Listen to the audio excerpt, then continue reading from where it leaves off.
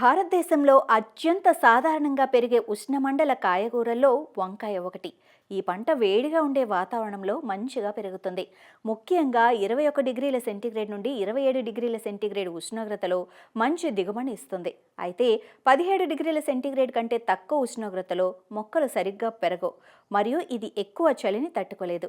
సాధారణంగా ఆలస్యంగా పండే రకాలు చలిని కొంతవరకు తట్టుకోగలవు, కానీ తొందరగా పండే రకాలు ఎక్కువగా దెబ్బతింటాయి.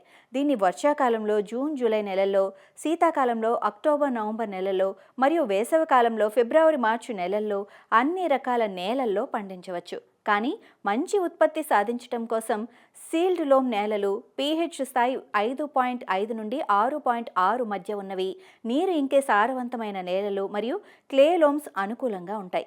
ఇసుక నేలల్లో పెరిగిన పంట తొందరగా దిగుబడినిస్తుంది, కానీ క్లే నేలల్లో పెరిగినవి ఎక్కువ దిగుబడిని ఇస్తాయి.